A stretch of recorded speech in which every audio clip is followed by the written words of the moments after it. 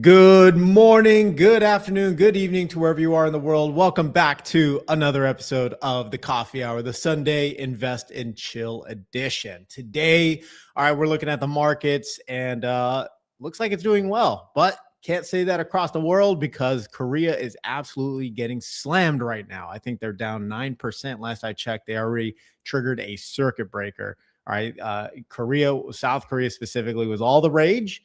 And, they have Samsung selling off. I'm sure SK Hynix is probably not too far behind. And it looks like that is ongoing at this time. Absolutely insane what is happening over there.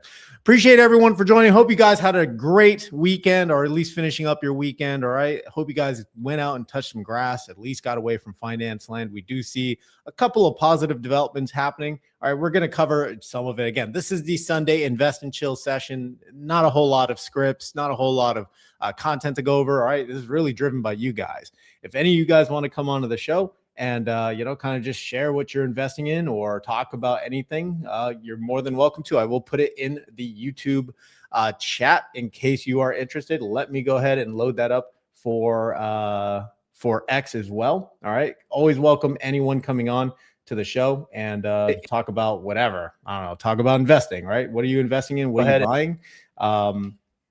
Don't be shy. All right, we got that loaded.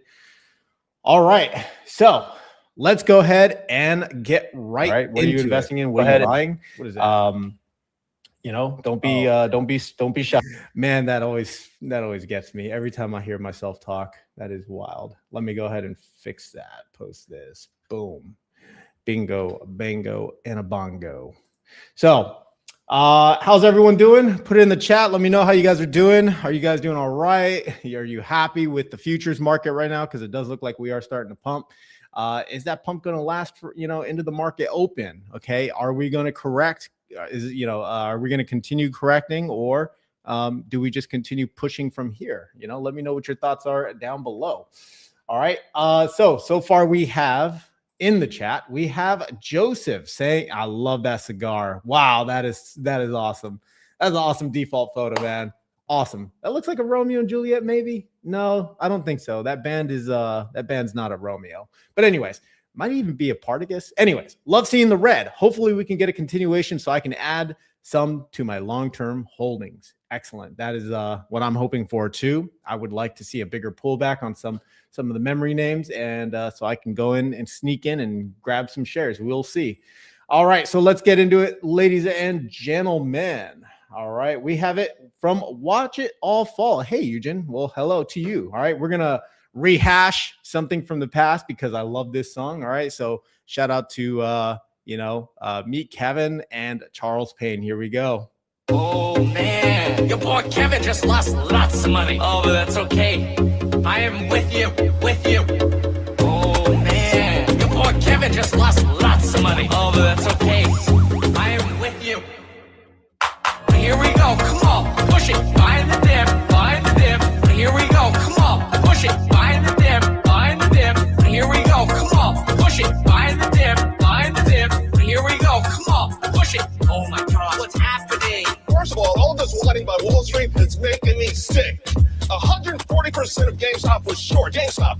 Short. You can't allow Wall Street to short 75% of its stock, crush these companies into the dirt, thousands of stocks into the dirt. Then when the individual makes money, everyone's entrepreneurs. I have a kid who bought a house, paid $50,000 and bought a house. After decades of the short, you have to accept the fact that individual investors are playing the same game that you're playing, and now you're losing.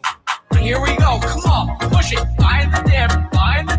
Here we go, come on, push it, buy the dip. Here we go, come on, push it, buy the dip. Here we go, come on, push it. Oh my God, what's happening?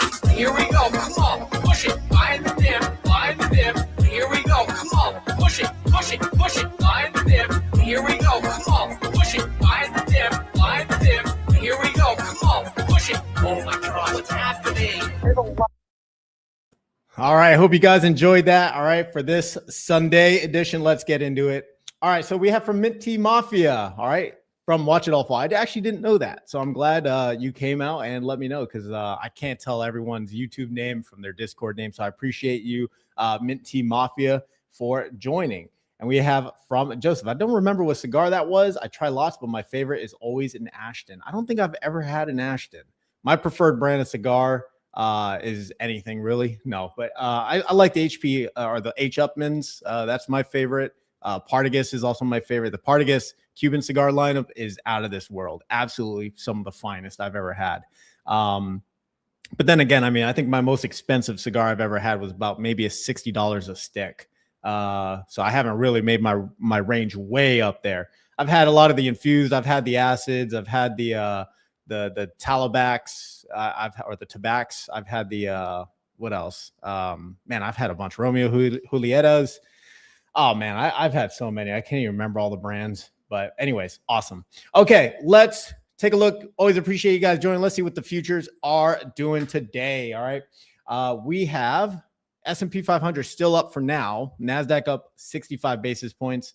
And we see that gold still not doing anything. Absolutely lazy metal. And we have futures for oil climbing back up. Okay, there was some news that did drop. And that news is Iran is starting to send some, love packages towards Israel. And that seemed to have sold some of the market off. At least, that is the perception for the Korean index. So we'll see if that continues into the market open. Trump, there was a piece of news coming out from the Trump administration, basically saying that Trump is telling Israel not to strike back and escalate this war. So we'll see what happens. Of course, this is a fluid situation, and we just don't know what's going to happen. All right, so that is what we got going on. That was from last Friday. Stock futures. All right, so U.S. stock futures fall as Iran attacks Israel. South Korea's Kospi plunges 8%. Absolutely disgusting. I mean, you guys can see that right there. Not doing so hot. Looks like it's having a little bit of a bounce. So, I mean, that's okay. So Kospi index, for those who don't know, is the Korean index. And it had a really bad drop. It was close to 9%, almost 10% here. But it looks like that circuit breaker may have calmed the market for a little bit. And it looks like trading is resumed at this moment. We could check over the last 5 days. Thursday is definitely when the sell-off started happening. So since Thursday, the index for the Korean market is down 13.5, almost 13.5%. Disgusting. I mean, imagine the S&P 500 dropping 13% in a single 2 days, 2 to 3 days. That would be incredible. Incredibly bad. But yeah, I mean, again, these types of things happen. This is a cool off period. Semis were way overbought. Everyone's hopping into these names now. Retail is taking, is on board with the semi trade. So I think, right. And I published a couple of my thoughts on Friday of what I thought, was the reason for the market sell off. And again, it's nothing that we didn't already cover. But I'll just, kind of rehash some of those thoughts here. So one, it's portfolio and fund managers rebalancing their portfolios. Again, this is the end of quarter 2, 2026. We're pretty much at the end. Earnings had just ended for Broadcom, and then the market started tanking, right? So I think in my mind that there's a lot of rebalancing going on as we end the quarter, okay? And then also, we had huge gains in the AI and semi trade. I mean, you could literally throw a dart at anything and it was going to go up, right? We were seeing these crazy parabolic moves. You guys can check out SMH, the ETF from Van Eck, or even, SOX, and it's just up and to the right. Eventually, it has to cool down, right? It was 70% above its 200. So, that caused a little bit of a concern, right? The second one is SpaceX. I still think this narrative is true, right? SpaceX is right around the corner. Along with the fund managers, you're going to have retail that wants to sell out of some of their biggest winners and get ready for the SpaceX IPO. And then I think, right? And again, Tom Lee's covered this as well, that there's 3 mega IPOs happening this year, one of which is SpaceX, the other is Anthropic, and then we also have OpenAI. These 3 huge IPOs is going to cause some volatility from now until October, right? Now until October, until the end of the IPO season. Okay, we also had, again, on the backs of these 3 mega IPOs, crypto going down. Bitcoin was down a lot, on Friday. It was almost scary how far down it went. And now we're seeing a bunch of videos coming out calling for 40,000 Bitcoin, 50,000 Bitcoin, 35,000 Bitcoin. I think it's a lot of noise. I think it's a lot of, it's a lot of bullshit, to be honest. It's just people throwing out these random numbers. I think, and again, I've shared or at least what I've been looking at, some of the research backing this is the power law. I've talked about this on previous streams. The power law has Bitcoin at 58K, right? 58K is the bottom for this period, right? And I think we're going to chop up further and then have one final shakeout, one final sell-off in October. That'll complete the 4-year cycle for Bitcoin, and then we can climb higher. Of course, all this is just speculation, all right? So going back to this, that's also why possibly Bitcoin was selling off, was because investors are taking the money out of the most liquid asset, and then pumping it or holding it in cash and getting ready for these IPOs. At least that's the idea, right? That's the thoughts. And of course, semis were 70% above their SMAs. So let's see who we have in the chat. We got Rodstaman saying dumb gold. We have Joseph saying great choices. My standards are about $15 to $25 a stick. Yeah. We're talking about cigars earlier. And for cigars, my daily smoke is like a $2 or $3 stick. It's called Quorum. That's one of them. There's also Cuba. I can't remember the name. There's a couple of them that are amazing actually for the price tag. I mean, $2 to $3. It's not going to break the bank. You can get a pack of 20 of them. But I think Quorum is one of them. There's one I think called Rosa Cuba that also is pretty good. That I enjoy anyways. I enjoy it with like my coffee. And then you also have I can't remember the last one, but it's a full Nicaraguan. It's delicious. But anyways, outside of that, I could talk about cigars, man. I love cigars. Let's see. We have from Desert Yinzer. VIX over 21 means Misty and Alti are getting ready to rip. Knock it off. Knock it off. All right. Enough with that. We have Sergio. I am alive and breathing. And I've seen all those videos. Well, I didn't see all the videos you sent me, but I will be seeing all those videos at the conclusion of this stream and taking a look. Sergio has been hyping up quantum. Honestly, it's the first time I ever heard him mention quantum. I'm just kidding, of course. But yeah, he's been talking his book about quantum. And honestly, the quantum space is looking very interesting. So I also want to share this photo because just for some more humor, after all, this is the Invest and Chill session. Whoops, that's not the right one. Let me get this link. Or maybe I can, let's see. No, I can't. Okay, let me copy this link. Again, this is just for more additional humor because I know you guys love a good joke.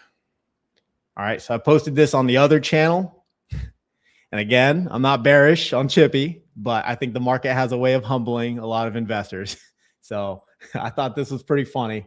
Anyways, let's see what else we have. We have Vladdy. Good evening, everyone. Welcome back, Vladdy. From Rostaman, rise back next week between 62 and 65K. All right. And we have from Rostaman, lettuce gars is the best smoke. Hey, the devil's lettuce. All right. Victor is my quantum photonics quant. And then we also have from Joseph, am I the only idiot thinking of loading back on RVI?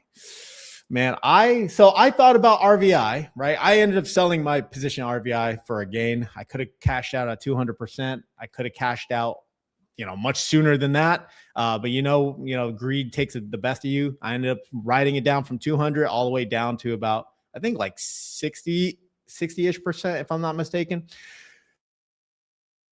RVI is not a bad fund. Definitely not a bad fund. I just don't want all those extra names, so I ended up selling it without, I didn't care. I was like, whatever, I'll just lock in the gains that I do have on it. And I ended up selling it. And then I wanted more open AI exposure. So I actually invested into a different stock. I don't want to mention it on this stream because it is a micro stock at this point. But they have direct exposure to OpenAI and to it's basically the Sam Altman ecosystem. So you also have WorldCoin in there as well. Some of you guys might know what I'm talking about. All right. If you guys check out, BM&R's chairman messages from Tom Lee, he mentions that particular stock. All right. Not financial advice, but I did open a position in that stock, just to have that exposure. So whenever OpenAI eventually does IPO, hopefully this stock, the risk reward will look good. But of course, it could just trade flat and down. So you got to keep that in mind as well. We have Scooter D coming out of left field. Good evening. Copsy, or is it Copsy or Kospi? It is Kospi. Yeah, Kospi index down. It looks like it's starting to recover. Well, a little bit of a recovery. All right. So it was down close to 9%. And now then they hit the circuit breaker and it does look like it's coming back up. So that's always a good thing. So we did have an ETF drop. All right. Shout out to Skeptic in the Discord. So he found this, and this is coming from Curve. All right. This is coming from Curve ETF. They're coming out with a couple of different ETFs for gold miners and silver miners, as well as gold and silver. So these will be income funds similar to their KCOP. So the KCOP, ETF, as you guys know, is silver or is copper and copper miners. So this one will also have the silver miners and gold miners. So that's really cool. Doo-doo. Yeah. Doo-doo. I'll use my magic 8-ball orb to figure that stock out. Yes, you figured it out. I like it. Need some damn green, says Retire on Dividends. And yes, I'm in agreement. My portfolio looks like it's having a recovery only because Bitcoin is starting its climb back up. So I've been pretty happy with how Bitcoin is responding. Again, I'm not saying I called it, but I'm saying the power law showed that the bottom was 58K. People are still calling for a massive drop. We'll see if that happens. And it looks like, it looks like Bitcoin is going to be a really volatile. It's probably going to chop up and down, left and right for a while, right? I don't know if we're going to climb back up. I have no idea. I did initiate another buy on my IBIT, added to it, because I just think this is really a good price. Like, I honestly, this is a really good price for me, right? Not for everyone. It could go lower. Maybe the power law is broken and violated. Who knows? But I opted to buy more Bitcoin. Again, if anyone wants to come on to the show and speak their book about anything, I don't care what, the link is in the chat. All right. Okay. So moving on from that, this was a nice little infographic that Skeptic created for us. So in case anyone is interested in the new ETFs coming out of Curve for KGDX and KSIL, this is a quick little thing you could take a snapshot of, or you could take a screenshot and go back through. But really, if you like Curve, if you like KCOP, if you like the KGLD, if you like the KSIL, or no, not KSIL, KSLV, I think it is. If you like those ETFs, then there'd be no reason why you wouldn't like something like this. It's going to give you more exposure to the silver mining companies and to the actual spot price of, the asset.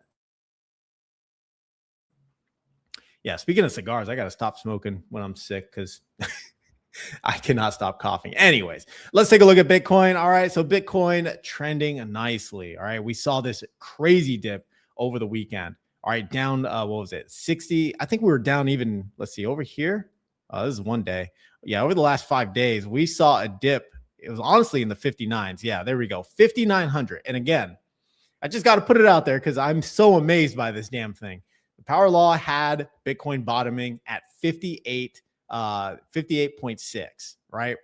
And this dropped to 59.3. So absolutely amazing. Again, that is what I'm using personally as my own indicator.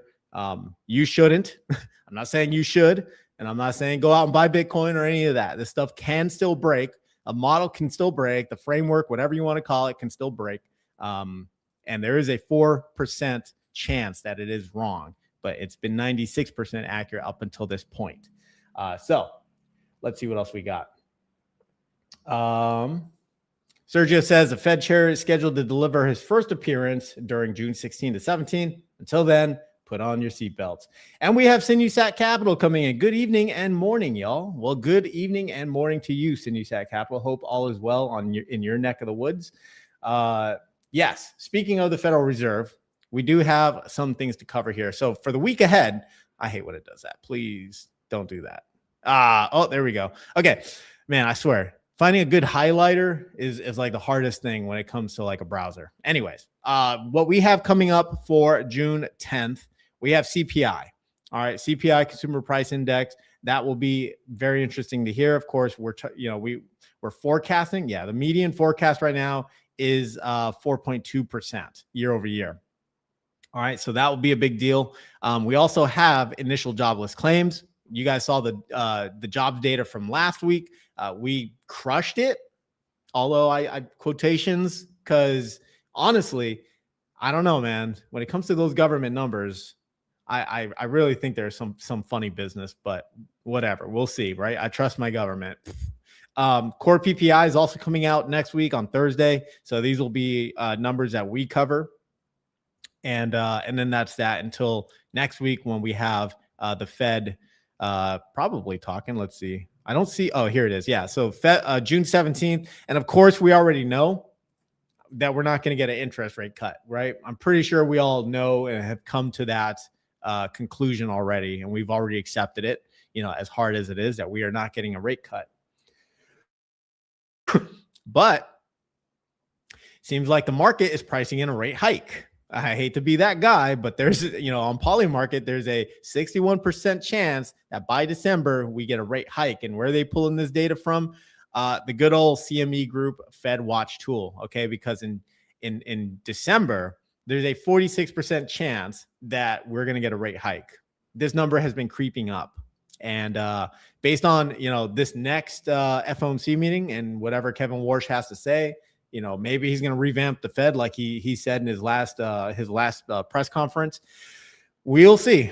That will really at least give us some insight on how he is looking at inflation, how he wants to account for inflation, and also accounting for the Fed rate hikes, or maybe they stay steady, because really doesn't matter what happens, left or right, up or down. The government is going to print money regardless.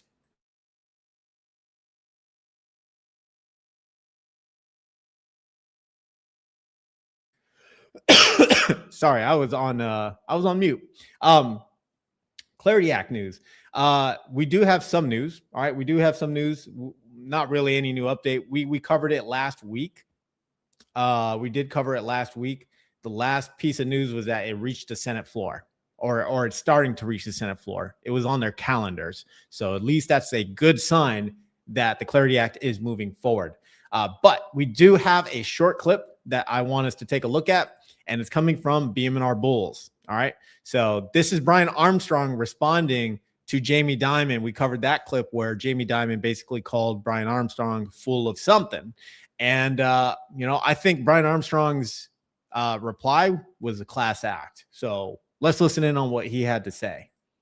I want to get right into it because you are really shaking up this town here. You're at the center of this big fight happening in Washington that could determine the future of cryptocurrency in this country, and then really the future of banking in a way. It's put you at odds with traditional banks like JP Morgan, whose CEO Jamie Dimon recently called you, quote, full of shit. I am quoting there. It will be fought. This will not be, no one's going to bow down to this guy, okay, or that company. And but he's the only one. Yeah. And he's spending hundreds of millions of dollars in Washington, this thing. He said he's representing the whole industry. He's full of shit. How do you respond to him? Well, I've got a lot of respect for Jamie Dimon, so it was kind of sad to hear that. JP Morgan's a great company. He's put up incredible numbers there. I feel like I've learned a lot from him as a CEO. And ultimately, this isn't really about Jamie Dimon or me, even though people like to focus on that. It's just about how we get clear rules in America so that this industry can get built here and benefit everyone. I think that would be good for American consumers. I think it'd be good for the banks. There's a whole set of new provisions and benefits that banks get in there in this draft legislation. It'd be great for crypto companies as well. Most importantly, it's good for America. So hopefully we can get past the absolutisms and just see if we can get this bill over the finish line. Yeah, no, I hear your point on the policy piece. I think one of the reasons this has drawn so much attention is just because it's not very often that you hear one of the biggest CEOs in America talk like that about somebody else. I wonder why you think that you've sort of drawn so much personal animosity from Dimon, especially, as you say, when you have so much respect for him.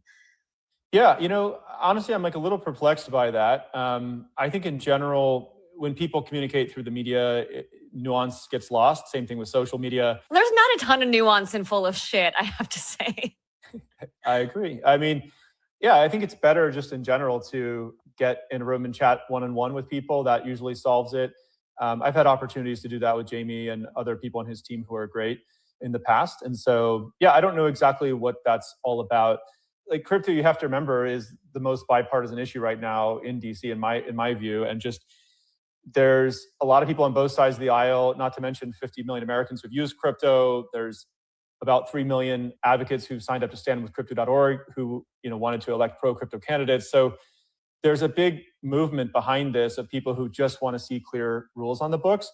And we saw Senators Tillis and also Brooks. I thought they did a really great job of trying to bring both sides together, the bank lobby and the crypto lobby, and say, hey, you guys got to work out a deal. A compromise means that both sides are going to leave feeling a bit unhappy. We didn't love aspects of it, of where it landed. I imagined that they wouldn't either, but I thought we could both live with it. And so at this point, I think the banks got really a lot of what they asked for in that they said they didn't want any rewards paid on idle balances. They got that. They wanted additional rulemaking. They wanted an anti-evasion language. They wanted disclosures on stablecoins, marketing restrictions. They really got all those things. So I think at this point, I'm hoping that we can move forward and go with what the Senate Banking Committee drafted as a compromise. I do have to. That's the end of that. But yeah, I think the banks are scared about this bill, obviously. I mean, they wouldn't be fighting it this hard. Crypto exchanges are definitely coming for their money. The whole thing was about stable coins and staking, right? Getting an interest. And the biggest problem for banks, they were fearing, was going to be from customers basically taking out all their money and moving it over to someone like Coinbase, where they could just earn a higher yield on their money without staking a stable coin. But now the language in there is that they not only do they have to stake it, but they can also earn rewards on, the credit cards and things like that. It has to be transaction based in order for people to earn any type of a staking yield on their stable coins. That was really the big fight, the big hoopla from the banks. So we'll see how this continues. Jamie Dimon, of course, I like Jamie Dimon as well. I like his, some of his insights that he has provided in the past. But he's definitely going to be fighting tooth and nail to keep this bill from moving forward, and to at least drop the shot that Brian Armstrong, CEO of Coinbase, is funneling millions of dollars into Washington. I mean, the banks have a powerful lobby group themselves, so he needs to not be the pot calling the kettle black here. Anyways, let's move on from that. That is our Clarity News update for anyone who was interested. One thing I did want to bring up, and that is the index, the S&P 500 seasonality index. We covered this a lot in my previous videos. Like pretty much it was a guiding light last year when everything was selling off. And this year we see that we're in June, and June has typically been a down month. So expect more volatility ahead. Again, that is from the fund managers, doing their portfolios, doing a lot of rebalancing, selling their winners, getting ready for the next quarter. So I suspect that is what we're going to be seeing and feeling this year. I don't think it'll be any different. But again, is this a bear market? Is this a sell-off? What is this? Really, it's probably just normal ebbs and flows. There is, at least I haven't found any real actual bad news that would drive the markets down. So this is simply just a healthy correction, even though it sucks to go through a correction, right? It is what they say is what it is. Let's see what else we got. So Bitcoin, let's see. A little Molan Lob for anyone who's interested in what that means. I think that is pretty much it, from me, as far as, kind of the things I was looking at and kind of the things I was covering. I'm open up to anyone who wants to chat. Again, if you guys have anything, put it in the chat, any ETFs you guys want to cover or take a look at. But I really don't have a whole lot for today. And we've only been on live for about 30 minutes. So let's see. So we have from Sergio, Eugene, is there any particular stock you recommend for options trading right now? I don't do options, so I couldn't recommend something for options trading. Unfortunately, I'm sorry to have to answer it that way, but yeah, I don't do any options myself. So I couldn't really offer a recommendation.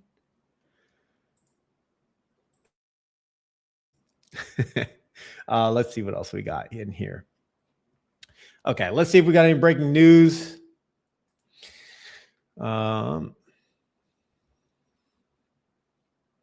We can go back and check our futures and see what's going on there. Whoops. So Nasdaq is still up quite a bit. We'll see if we can hold it till the market open. Gold is starting to trend down. That's always a good sign. Crypto, all right, Bitcoin is still holding. Let's see. So there was some news that Nvidia CEO Jensen Huang confirms SK Hynix will remain Nvidia's largest partner, with annual procurement already in the billions and set to grow substantially under a multi-year deal with extension options. And that is coming from First Squawk. So is anyone investing in Nvidia or the DRAM ETF? I'm actually surprised that they're not going to be using any Micron. So I was actually kind of surprised by that. Shout out to the 53 viewers on X. Thank you guys for joining me for this stream. And shout out to the 49 or close to 50 viewers on YouTube between the two channels. So appreciate you guys joining me for this Sunday stream. Let's see what else we got. Let's see. We kind of already covered the Kospi index. Let's see. Just some more news from the Middle East that we didn't already cover. Let's see.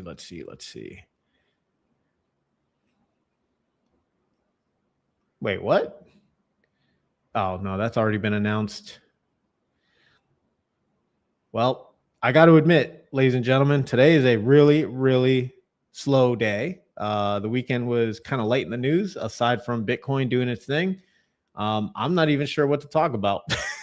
Let's see if I can find something to keep the stream going, keep the edutainment going. Let's see. I don't know. Is there any new ETFs we could take a look at? Let's see. Let's check out stock analysis.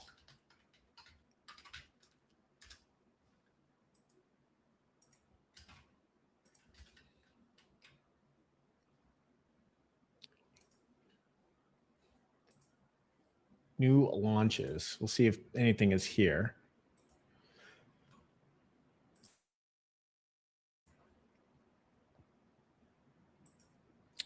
Crude just dropped.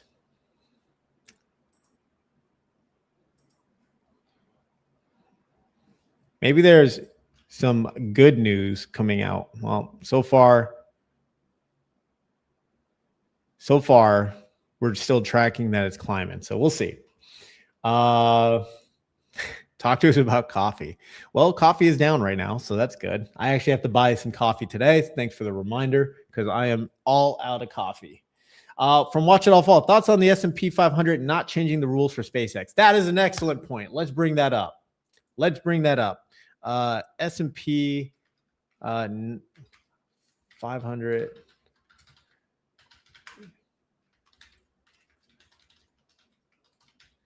Yeah, there was an article that came out, and we saw it over the weekend. That was announced by what was it? ARS Technica. And shout out to Citizen of the Year for posting this. But yeah, he was at least as far as I know, he was the first one to call this out. But yeah, the S&P 500 will not be adding SpaceX, OpenAI, or Anthropic on launch. Not like the Nasdaq. I'm actually pretty happy about this because, again, there's an idea that there's going to be this massive run from investors once the unlock happens, and that's gonna be a rolling unlock, right? It's gonna be like what, 6 months, 8 months, and 12, I think. But there's gonna be this rolling unlock from these investors that are currently in SpaceX, and they've been in SpaceX since about 2002, right? We can take a quick look to get some ideas. Let's see. What were the funding rounds for SpaceX since the beginning? Because I think A16Z, which is Andreessen Horowitz, was in this. Yeah, see, 2002. You're gonna have all of these investors from all of these Series Ds, Series A's, Series Bs, all the way up to E and F, all the way up to G, right? They're going to want to get their money out. Like, yeah, Founders Fund, that's Peter Thiel's fund in there. And they're definitely going to want to get their money out. They've been in SpaceX for almost 2 decades. They're definitely going to want their money out. And you got to think when SpaceX launches, how much more their investment has grown since then, right? I don't know what SpaceX's initial market cap was or whatever, but you got to think once that simple 100 million could be probably worth a couple billion, more than a couple billion at this point, and they're going to be looking for the door. The Series B from 2005, 50 million, that could be worth a bunch at this point. 2006, 278 million. So you're gonna have all these investors that are going to be looking for the door once SpaceX hits the floor and is added to like the Qs, and all those indexes that follow the Qs, and then you're going to have the S&P 500. But I think this is a good move by the S&P. They have a committee. They're more strict than the Nasdaq is, so they're more strict. So this is a good thing.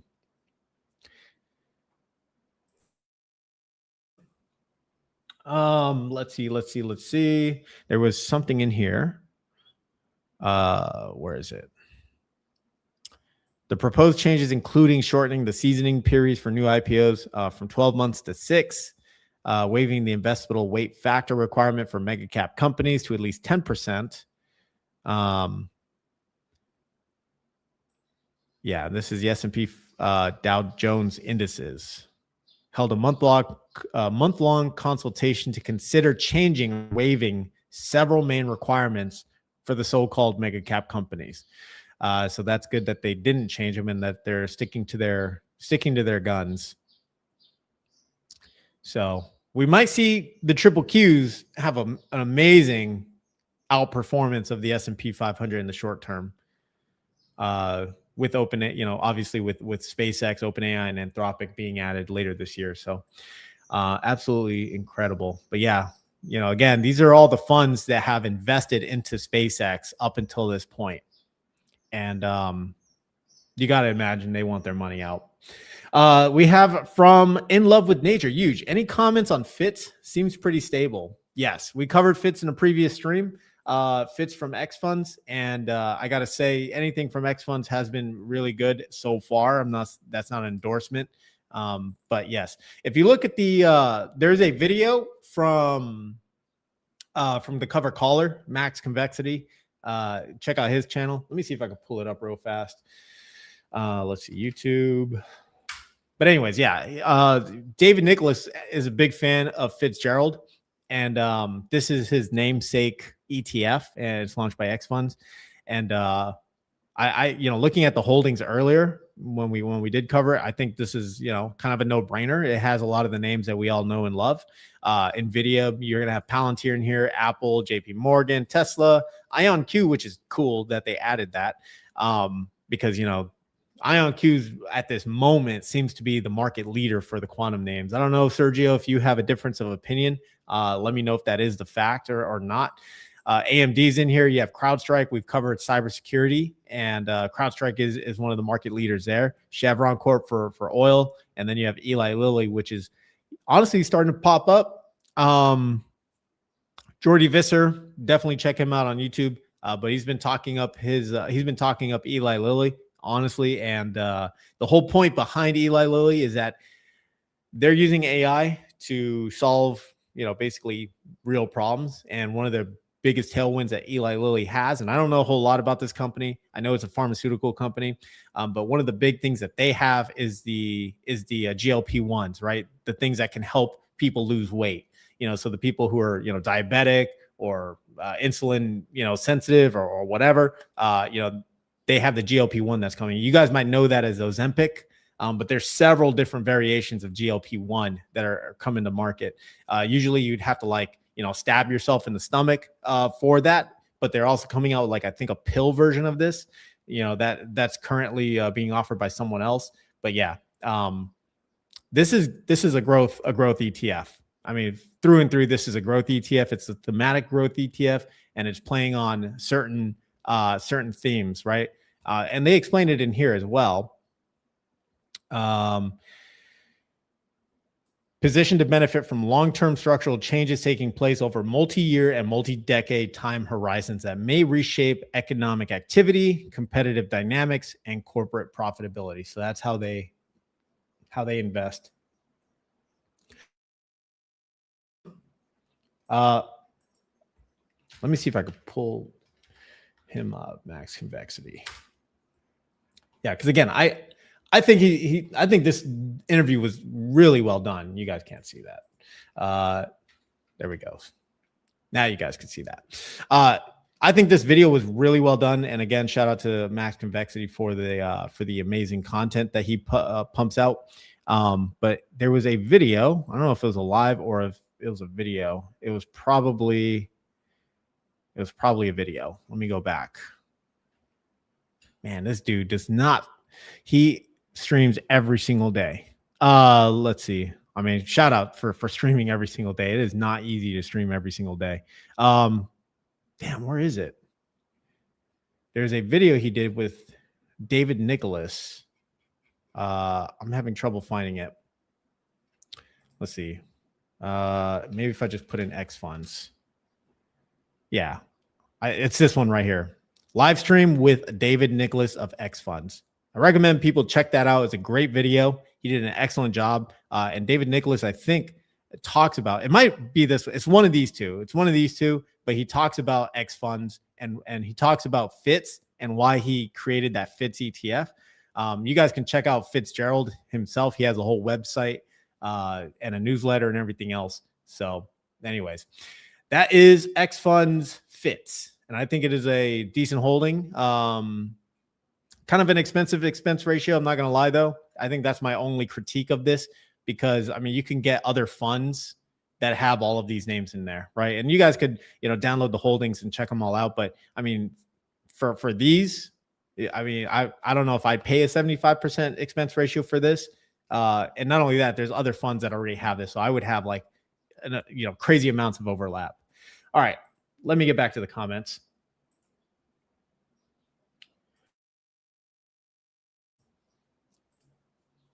Yes, we covered that on Friday, but yes, as a reminder, Marvell is going into the S&P 500, so that's extremely bullish for Marvell. Congrats to any Marvell holders out there. I'm liking the thesis behind investing in Marvell. They're not just a semiconductor name like Broadcom, where they're just creating, custom chips.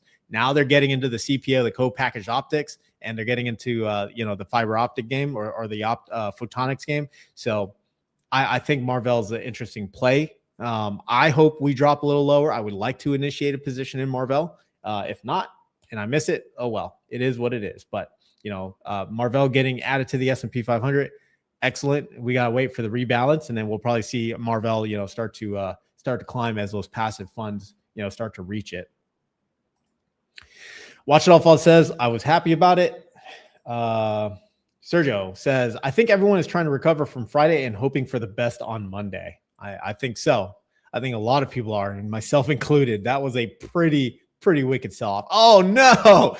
Oh no! Here we go. We are heading lower, ladies and gentlemen. We are heading lower. Where's oil at? Okay, oil is still in the green. Look at gold, lazy metal, not doing anything. I'm probably gonna get stop lossed out of my gold position. Let's see. Yes, I did just share your post, and I did give you credit as well.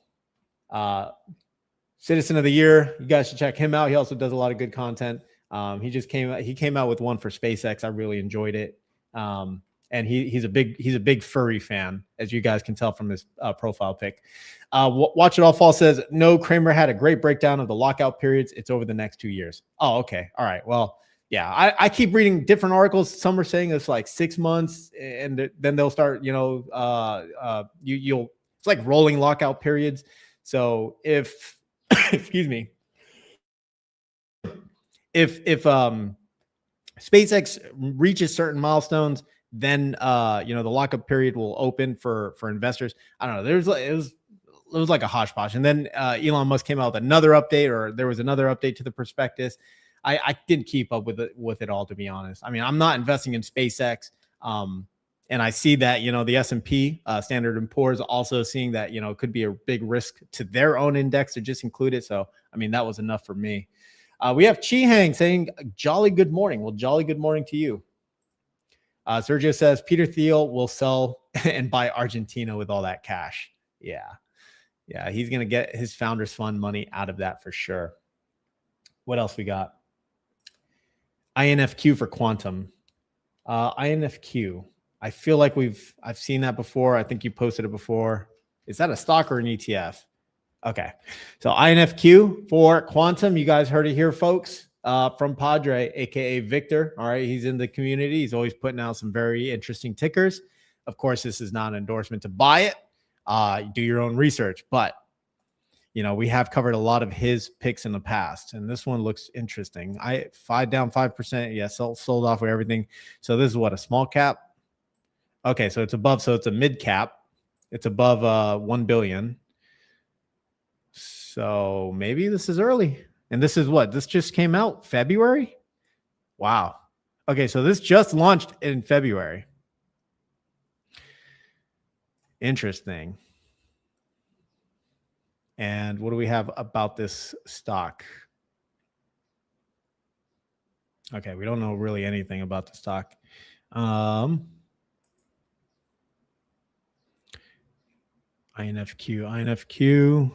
Let's see if we can get about. Okay, nothing there. INFQ. All right. So Sergio says IonQ is my preferred choice in the quantum for single stocks. IonQ can produce end-to-end full stack quantum products in the US. The only one that can say that right now. That's actually a really big deal. Again, reshoring production, the government is incentivizing all these companies to basically produce in the US, and not outsource it to Asia. So that's good. That's excellent. In Love with Nature says, huge thanks, man. Appreciate your thoughts. I am a pharma guy and very bullish on Eli Lilly. I was not as bullish on Eli Lilly because I don't follow the stock. I don't follow the name. But I was again watching another YouTuber. He's a researcher. He used to run a hedge fund himself. Jordy Visser is the name. I keep mentioning that, but he was kind of sharing his thoughts on Anthony Pompliano's show about Eli Lilly, and it kind of sparked my interest. So I might throw a couple bucks into Eli Lilly myself. And then we have from Overseer Prime saying GLP-1 has been proven to help with sleep apnea as well as blood pressure. Yes, that is also true. So this. I don't want to call it a miracle drug. I did a little bit of research into GLP-1 myself, and because I wanted to know what is all the rage with it. And yes, it has a ton of benefits. I mean, obesity is a problem, and this could be a solution. Of course, a person still needs to develop the good habits, not eating a bunch of fried, buckets of fried chicken, obviously, or pounds of white rice. So they need to develop still the good habits. But this, does drop, a lot of does help people drop weight. It does control hunger very well. And, with all the bad problems that come from overeating, if we've seen things like the carnivore diet, this is personal experience because I was on the carnivore diet at one point, and I did it for, I think, strict for like 6 months, and I did lose a ton of weight, and I did see a lot of improvement in just, my own personal health. But the problem with things like that, the problems with just society in general, and this is getting way off topic, is that we have an overabundance of food, right? Everything is like instant. You have instant ramen. Shout out to Sergio. You have instant rice. You can order food right off Uber Eats or whatever. There's restaurants in every which direction. You have a lot of refined sugars, a lot of refined food, a lot of fast food. Excuse me. That right there is the problem. And GLP-1 helps kind of control those urges to just eat, because people don't know when they're actually hungry. They just eat because that's just what they're used to doing, I guess. Like when I was on the carnivore diet, I was doing like one meal a day, and it was just, steak, eggs, some cheese or whatever. Right. And I wouldn't be hungry. There were days where I forgot to eat. And that's just your body like telling you that you're not hungry. You don't need to eat. But when you start throwing in all this fast food, refined carbs, all this sugar, all this other crap, your body doesn't know how to tell the difference, and it just always assumes you're hungry, right? And you build up bad habits by snacking, having a bag of chips, et cetera, et cetera. This is not a health show. I know this is a stock investing channel, but the GLP-1 definitely does have some good results. So people are sleeping better because eating unhealthy affects your sleep, and blood pressure for sure, 100% blood pressure, because you're not eating a bunch of crap, and obviously you got to stay hydrated through this whole thing.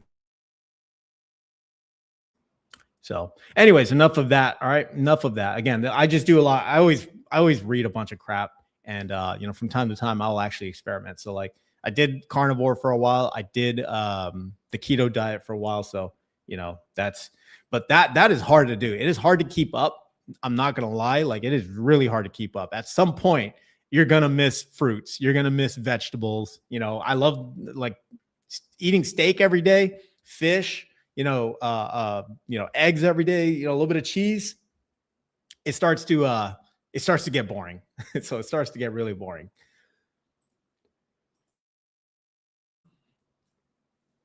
Oh, that's funny. It's a slow weekend when Skeptic can't even create a new infographic.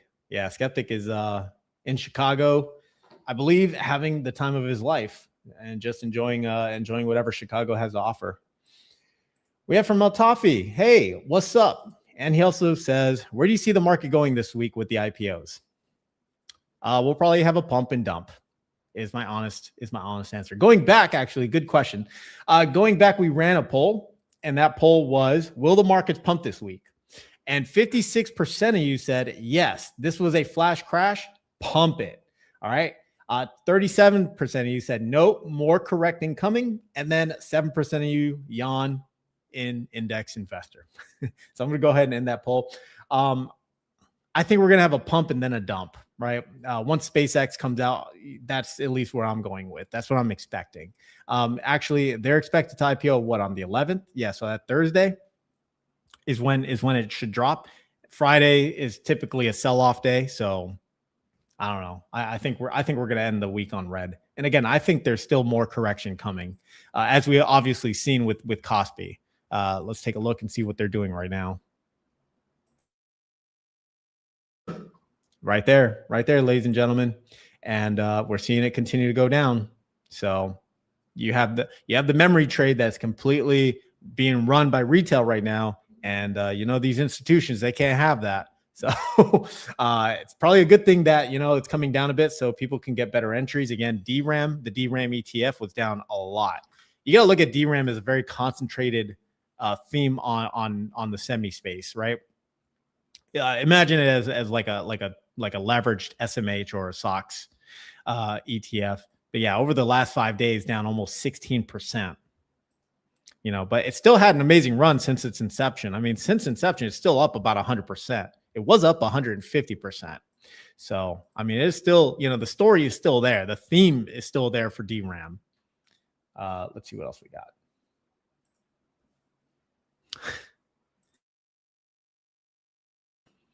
As someone on the dating apps, I can confirm obesity is a major issue. Talking about GLP-1s and Eli Lilly. Yes.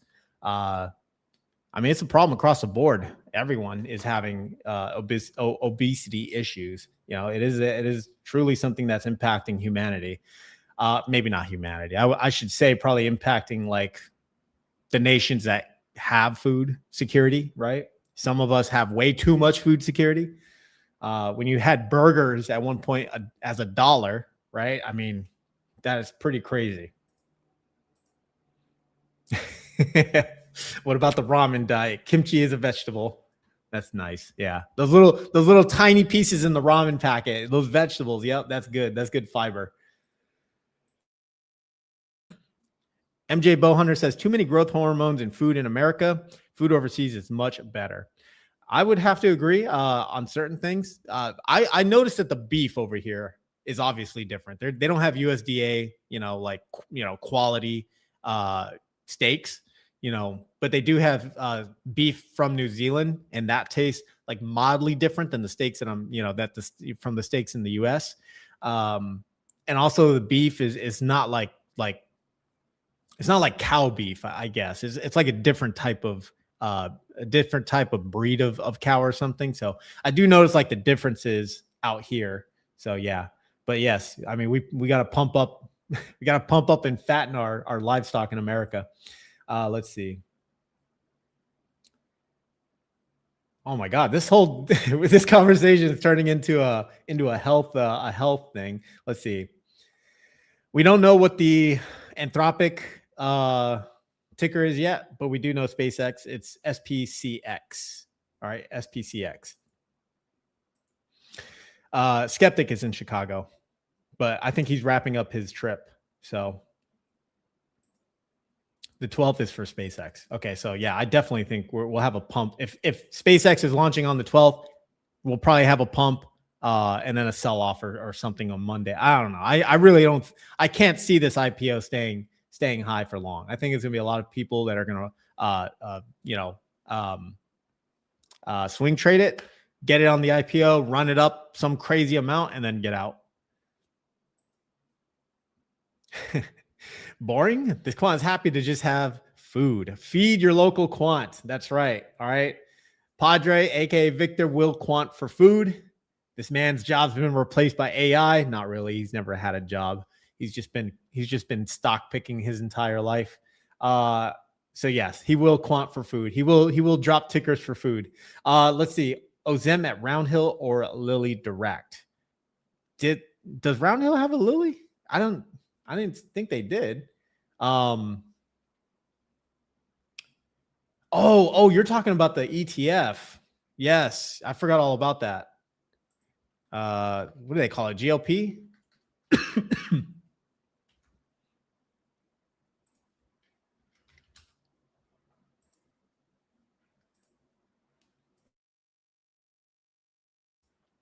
Yeah, I forgot all about this.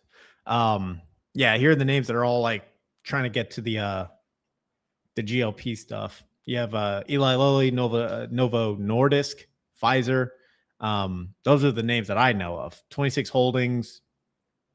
But it looks like they have other ones in here. So they have some from looks like China, Japan. This might be South Korea. Yeah, weight loss is a multi-billion-dollar industry. I mean, you guys can go to like what is it? You guys can go to a freaking what do they call it over there? A GNC or whatever in America. You find them at the malls or even on Amazon. I mean, you put in fat loss, you're gonna get like hundreds of views, right? Hundreds of items, and really all they are it's just caffeine pills. Caffeine pills with some type of green tea extract. Right, that's what it mostly is. A lot of it is nonsense. It doesn't really work. But Ozempic, what it does, and GLP-1s, what they do is control the hunger receptors of the body. So then you feel less hungry, which is that's the problem. That's how people cause weight or achieve weight loss. But the other thing that it does as well, and I was researching GLP-1s.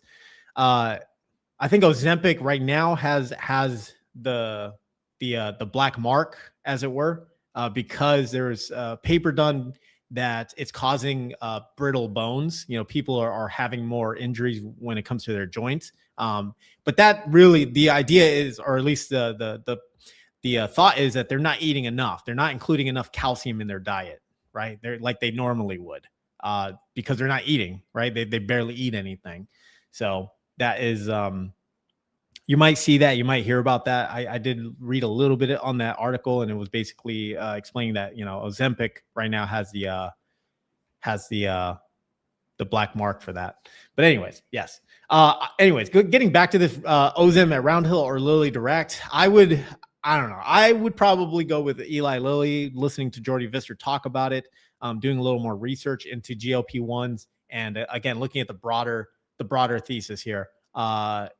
Again, weight loss is a multi-billion-dollar industry, hundreds of billions of dollars. You can just look at the health market and all the protein shakes and all the other crap that they have in there. this I think is going to be a no-brainer for the next wave of like actual like health products. So MJ Bowhunter says growth hormones is the wrong words, but it's late and I'm having a brain fart. It's all good, MJ Bowhunter. Appreciate you all, appreciate you either way. Let's see. Altafia says, please look up the obesity rate per country. We need to see the numbers. Yeah, this whole stream turned into a health stream. All right, health and wealth. All right, health is wealth. So let's see. Obesity numbers in the US.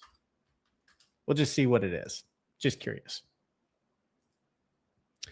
Look at that. The U.S. adult obesity rate stands at approximately 40 to 42% of the population, affecting over 100 million adults. More than 72% of adult population is considered overweight, and childhood obesity has reached record highs of 21% among youth 2 to 19. See, but yeah. The BMI thing, I don't know if you guys are familiar with that. We had that standard in the military. You had to be a certain BMI. I don't know if I 100% agree with the BMI stuff, because you can be very muscular and still fail from a BMI standard. So I don't know. I don't know about that. But anyways, it is saying that, yes, a lot of people are overweight. And, obesity is the number one cause, I suppose, of a lot of these diseases and things that people have. Not basing that on any fact, right? This is bro science at this point. But yes, I've heard that being said, when it comes to high blood pressure, when it comes to heart attacks, when it comes to, freaking high blood pressure, yada, yada, yada. It's all about obesity. They link it to obesity and they link it to the food that we eat. So, wow. Interesting. Padre says, this quant is just happy to have food. Feed your local quant. Chihang says, grass-fed beef. Yep. Tastes totally different. How it made. Rest in peace, Ada. Charles is trash. I'm not sure I get the reference. Ada, Charles Schwab? Oh, maybe, I don't know. Maybe that's what you mean? Yeah, we are still talking about obesity. Yep. I know. This is supposed to be a freaking finance channel. Now do healthcare costs. All right. You know what? Whatever. Let's do it. Why not? What is the average healthcare cost in USA?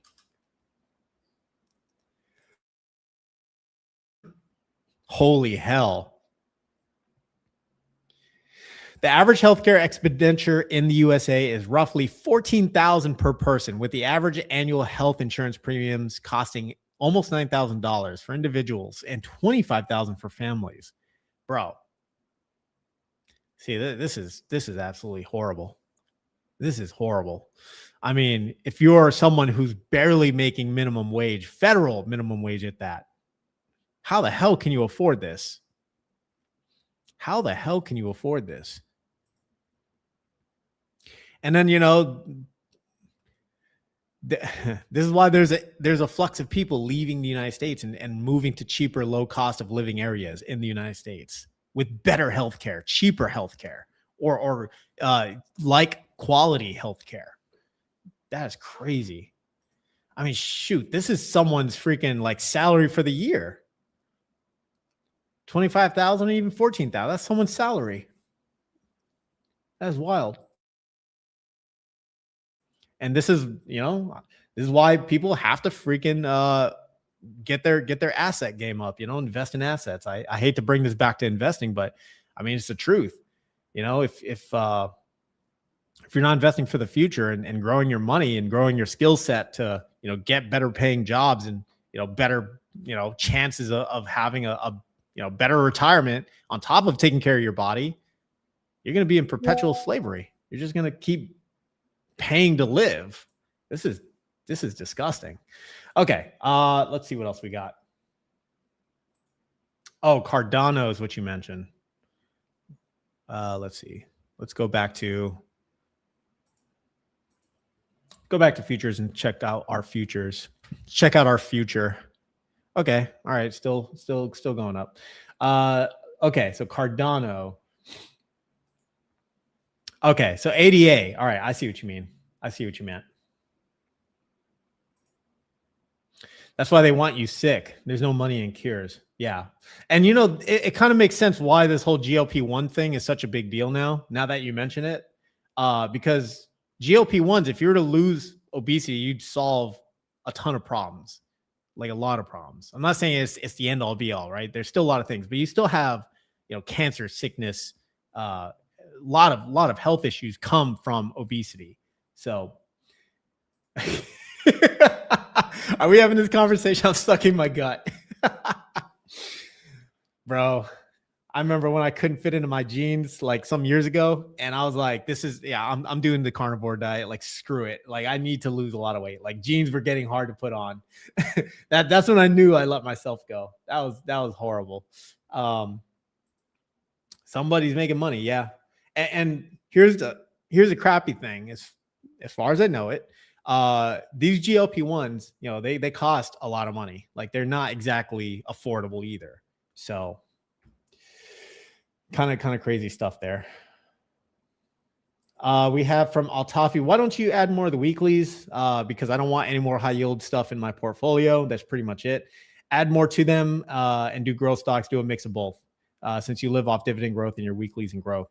Yeah, I don't want to add more to them. I am focusing more on growth assets, things like Bitcoin, you know, things like a simple index, and I'll live off that, right? Again, the portfolio helps fund, you know, my lifestyle, but it's not the only thing that I own that funds my portfolio or funds my lifestyle. I also own real estate. So that is also, you know, I take that into consideration as well. Let's see. Citizen of the Year says, usually should I take a sabbatical at 32 in 2.5 years? Why not? Why not? If you can do it, if you can afford it, why not? I had this conversation with a friend, and because he was asking, you know, because he wants to quit his job as well, and you know, he's saying that, you know, it's so risky. What if it doesn't work out? Blah blah blah, right? And these are all real risks. These are all real things. But here's what I told him. I said, look, you'll be able to get a job. The risk is you take a sabbatical, as long as you plan it correctly. Let's say you plan for at least a year and you save up enough funds for that. You still have your investment portfolio. You still have your investments doing their things, right? But you save up enough money. Let's say you wanted to do trading, right? So you have a whole other bucket for trading, but you have this money, this dry powder ready for you. So you can have a year and test the waters, experiment, try something else, right? Try doing trading, try doing options, cover calls, whatever you want, right? Try it.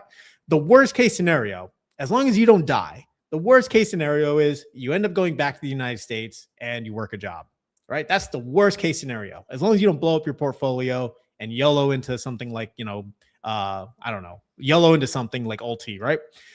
As long as you don't die, you still have the opportunity to rebuild. And at least you tried. The upside, right? The upside is, what if something works out? What if you find something that works for you and you're able to stay away from working a W-2, whether that's starting your own business, learning how to trade, do some types of options, whatever, right? You know, that's the upside. People think too much about the risk and they never really think about the upside. But I get it. Like, a job is ultra secure. You get a weekly paycheck. You know, you have a routine. You don't have to think for yourself. Really, it's just a job. You show up, you do your work, you go home, right? When you're living on your own and you're trying to hustle and make money, like every day, like you gotta be on Johnny on the spot. You have to find ways to generate income. And the beauty of that is it kind of kicks you in the butt, right? Like, everything matters. Every dollar matters. You kind of force yourself out of comfort and force yourself into a level of uncomfortable unknowns, because you don't know what tomorrow or the next 6 months or the next year is going to hold for you. So you get really good at being comfortable in the unknown, right? I know that sounds really cheesy and kind of lame, but you know, for me personally, I just knew I had enough of the W-2. I just knew I had enough. I was at a point in my own like health where I was like, this does not make any sense. And I decided, you know what, I had enough, left. I had no backup plan. I was like, I'm just going to figure crap out. And here I am today streaming on YouTube, right? With, you know, still investing. I haven't blew up my port yet, right? I don't know. Things, you know, are working out. I've been out of a job since August of 2024, you know, and I've been very happy. I am very happy being unemployed. I am happy to add to the jobless, or, you know, whatever the statistics from the BLS, right? So those are just really my thoughts. I can't say you should or shouldn't. I think you should sit down with a pen and paper, list out the pros, list out the cons, and list out, you know, what your ideal day looks like if you were to quit, and you figure it out from there. I mean, just keep notes. So I hope that answers that as best I can.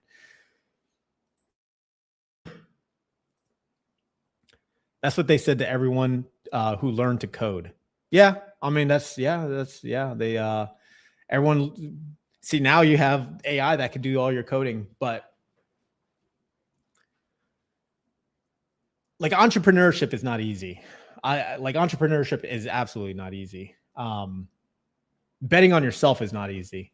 You have to really, really believe in yourself. You're going to have days where things go awfully wrong and you question everything. You question your decision making.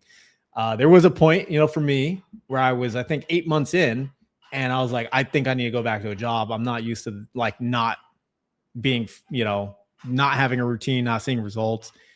And then just something clicked and it started working. And, you know, again, here I am. Going back to GLPs, obesity has tripled in the last 50 years. Yep. That is true.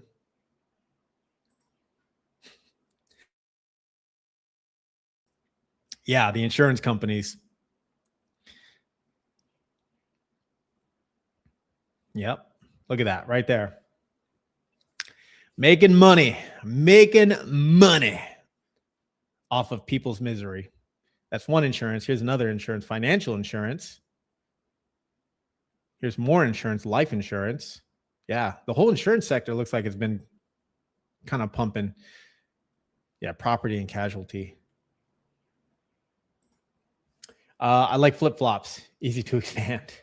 Let's see what else we got. I don't know anything about ADX. Please, no, please, I'm begging you. Do not go all in on freaking Alti, as we just learned, all right? Ladies and gentlemen, we just learned this, all right? Don't do that. Do not go all in, or the market will come back to humble you.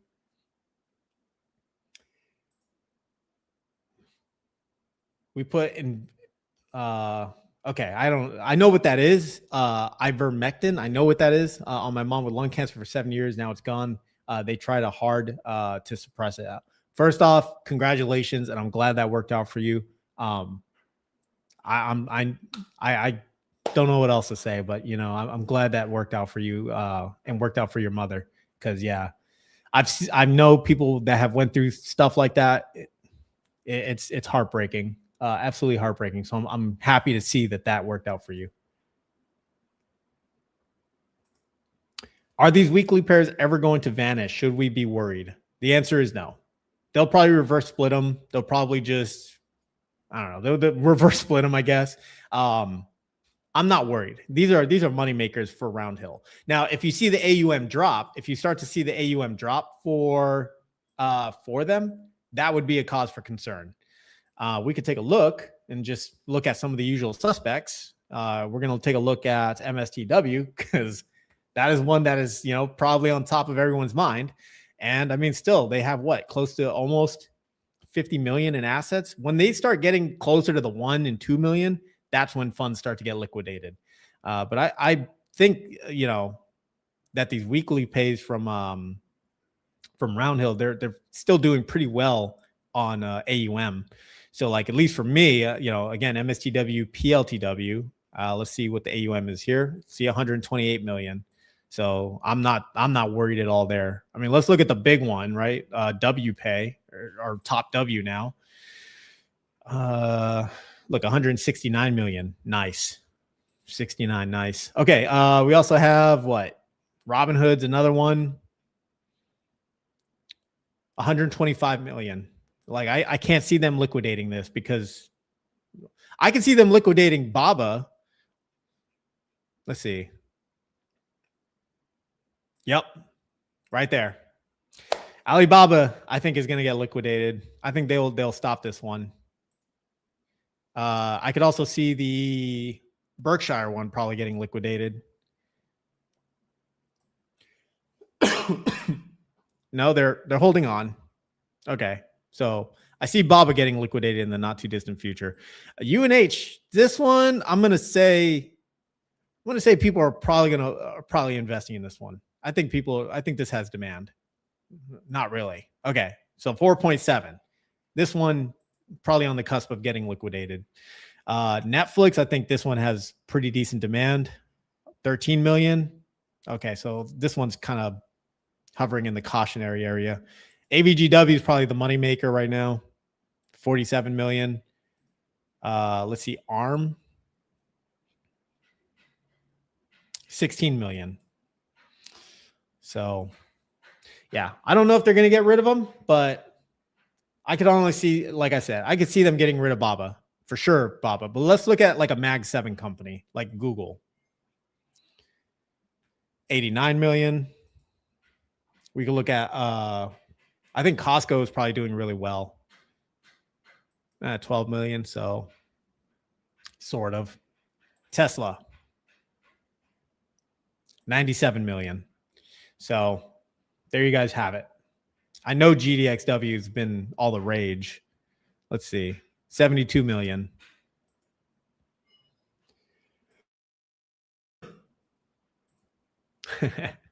Coasty dividends. Semper Paratus. There we go. I forgot the core values, man. It's been so long. Honor, courage, commitment is the Navy's. I forget what I think it's what is it? Honor, respect, and integrity, I think, for the Coast Guard. So Semper Paratus. All right. Let's see. So market mental health is a massively undiscussed topic, especially for new investors. Yes. That is true. That is absolutely true, man. The way this market has been going, I've definitely been swinging with it.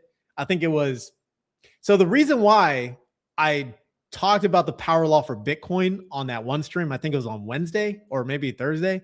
And why I brought it up was because I was so down in the shitter with Bitcoin. And I was like, man, I'm questioning my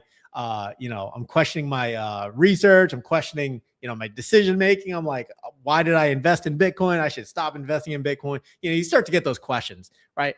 But looking through my notes, going back into kind of all the things I posted, going back into the Discord and looking at all the links I posted, I'm like, you know what? I feel better. You know what? This is an opportunity to buy. But no one loves when things go down and it just makes you scared, right? You start paper handing.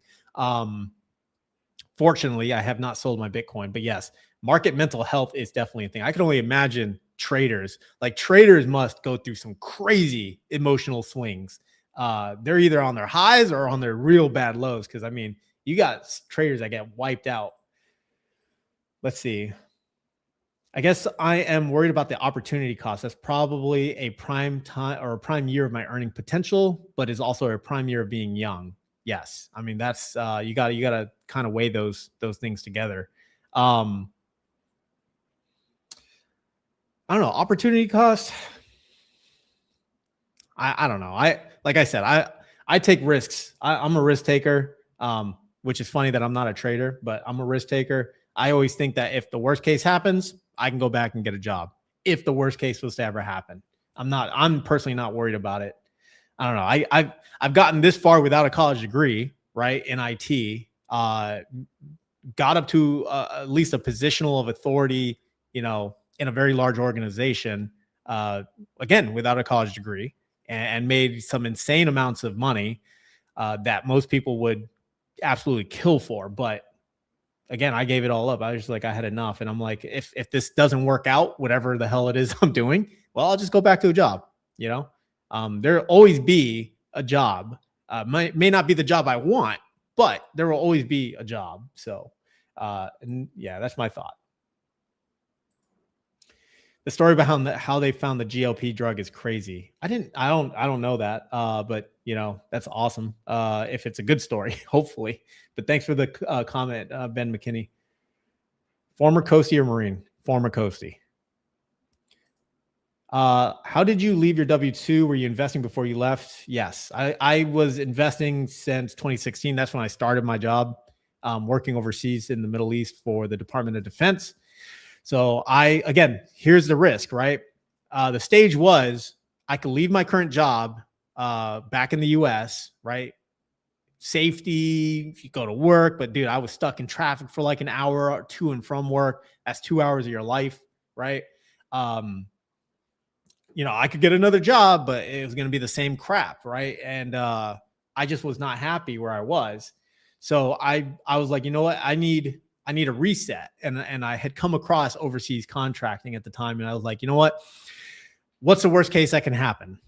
Well, I could die because I applied for a job in a war zone, but I've been to a war zone before. I was in Afghanistan. So I was like, I already know the life. I already know the lifestyle, right? Again, worst case is I live like shit. Sorry for the language. I live like shit in a tin can for a year, a couple of years, make a ton of money, right? Save a bunch of money and then learn, you know, I can get additional IT certifications while I'm out there. I can come back to the US and really get a really nice 6-figure job with all the certifications. Well, that 1 year turned into 8, right? I stayed there so long and I was really happy and with the progress and everything else. And, you know, I was able to go to the gym. I was able to get healthy, able to save up a lot of money, paid off all my debts and, you know, college loans, all that other crap, credit cards. And then I started to learn about investing. I didn't even know what the hell a freaking mutual fund was, right? Finance Tube was not a thing back in 2016. There was no Graham Stephan. There was bigger pockets for real estate, but it isn't what it was. It isn't what it is today, right? It was like Finance Tube was not really a thing. People were not sharing their portfolios. So I learned by reading a bunch of books, started investing into the index, started investing into other things. The first stock I picked was Sprint, which was a terrible stock. That's when I learned free advice is free for a reason, because everyone could shout out price targets. Everyone could shout out, tickers and everything else. Doesn't mean it's good, right? So I lost all the money when I bought Sprint, and I started learning how to actually invest. And then I picked up real estate investing, and I the rest is kind of history.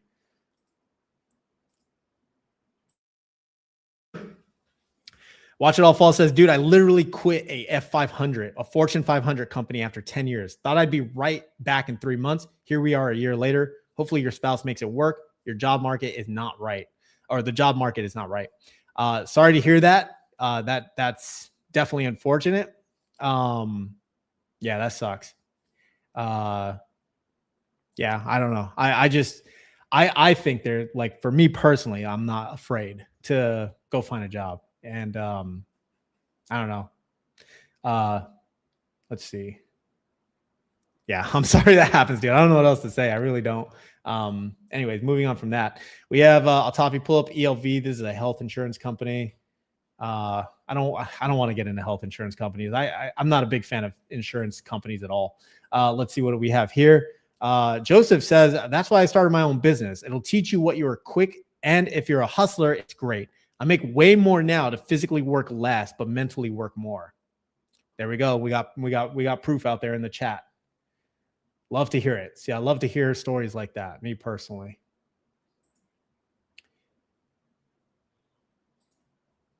He said oil popped earlier, not dropped, by the way. Companies like Battle, Anna, TPET, etc. So here we go. We got Battle ticker. I forget. This is an oil company based in Texas, if I'm not mistaken. I've never heard of Anna or TPET, but that is awesome. There we go. We got more techer. Oh, look at who we got in here. We have Skeptic in the chat. Are you on your way back from Chicago? Hope you had fun this weekend. Let's see what else we got. How I made, you don't participate in any liquidity providing on dexes like Uniswap for passive income? No, I don't do any of the crypto stuff. It's nothing I wanted to get involved with, to be honest. It's nothing I've spent time in. I know a lot of, there's some crypto traders out here I've talked to, and I mean, they make some really damn good money. They've invested in projects. They've gotten airdrops. They do really well. right? Just trading. They don't do any courses or any of that stupid crap. And they made it work. But there's this one guy, and I can't remember his name or if he even has a channel. I can't remember it at this moment, but he was talking to me. He was like, he came here from Thailand. He came here from the United States. He was like a health and wellness coach. And then he was like, screw it. He saved up enough money. He had a business. He sold it. And he took all that money, sold his house, sold everything he had, came here, and he just laptop and gym. That was it. He spent 6 to 8 months learning how to trade crypto, like just in it nonstop every single day. He said he lived a very disciplined routine, right? He would wake up, have his breakfast, go to the gym, and then it was a computer and trading all day, right? Going through courses, whatever, going through videos, whatever, right? So he learned all that stuff. And then now he's making like a ton of money. He's making a bunch of money. He's made money from airdropping. He's made money from trading all these coins. I'm sure he's participated in probably the pump and dumps, but he's done very well for himself out here. So again, he bet on himself and he just left and said he'd figure it out. So I'm sorry to hear that, all Toffee. That's never fun. GPUS. There we go. Let's go. No way. I've held this crappy ticker for so long. It better not be up 40%. Are you joking? Are you for real? This thing is up. Okay, I'll have to wait for the pre-market. Bro, I've held this damn thing for so long. GPUS. It's a hyperscale data. They're moving towards a Bitcoin / data center, play. That's their pure play. But man, that is crazy. That is crazy if it's up 40%. Look at Chippy. I love that one the most. Yeah, everyone loves Chippy. Devotion to duty. Yes, there we go. It's in honor. Damn, is it? Yeah. I can't remember all the other. Is it honor, integrity, devotion to duty, or honor, respect, devotion to duty? I think it's honor, respect, and devotion to duty. We have the internet. Why don't we just look it up? Coast Guard core values. Honor, respect, and devotion to duty. There we go. Yes, absolutely 100%. Live those core values every single day. We have from How It Made. Trading is the worst. Bad for mental health and relationships. Yeah, all they do is advertise to get everyone to trade. I found an interesting post on X, and this guy was basically going around just exposing all these traders. And he was saying, like, the posts that they put out on X or YouTube, obviously a lot of them are fake. And his point was that you're their portfolio. The subscribers are his or her portfolio, right? That passive income is the portfolio. There's also a lot of traders out there that, again, he was the one exposing them. A lot of traders out there that copy trade other traders. So they'll join and pay other Discords, right? Or for other, private communities. And, let's say it's $200 for a month, right? For these private groups, whatever. They'll take those trades and then they'll advertise them on their X. And, when they're right, they're right. And then they'll say, yeah, I'm offering mine for $200 a month. Right. So they'll keep rehashing other people's trades in their community. Right. And they'll charge $200. So we've seen that happen. Right. That's also a real thing. So, sometimes you gotta see what's behind. You gotta see what's behind the smoke and mirrors. Most of the time, they're just trying to get you to buy something. Right. A paywall, some type of course, some type of private community, whatever it is. So I'm not saying it's bad. There are some valuable, trustworthy ones out there, right? There are some trustworthy ones out there. But the 19-year-old in Dubai with his Lamborghini or in Miami penthouse, that's kind of questionable, right? That's kind of questionable.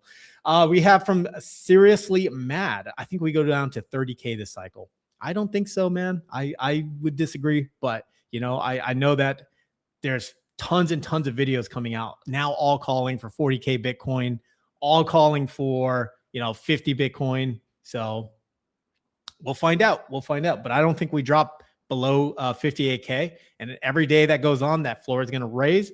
I think in October we'll probably have another shakeout. The final shakeout, And I think that shakeout will probably be back down to the 66 range, maybe 64. So we'll see. Appreciate it. Thank you all, Toffee. Let's see.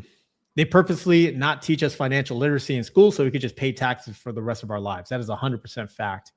Again, you don't even know what the hell an interest rate is until you get to like college, right? You're signing on loans. You don't even know what these loans are. You just know that you need to sign on them in order to go to school, in order to go to college. And then you find out later you owe this large sum of cash, right? It's really crappy the way our school system is. Well, when I read Rich Dad Poor Dad, I was like, man, our education system is really messed up, because from an early age, you're taught when to go to lunch, you're taught when to be at school, and you're taught when you're off, right? So you build these all the way through.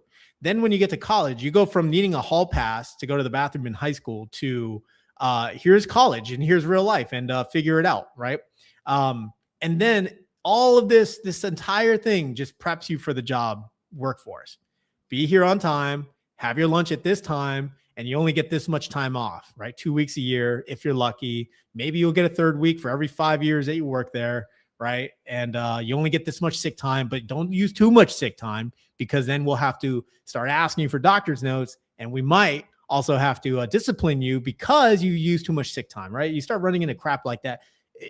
It's mind numbing. It's absolutely thinking about it. I get angry just thinking about the work. I get angry. Anyways,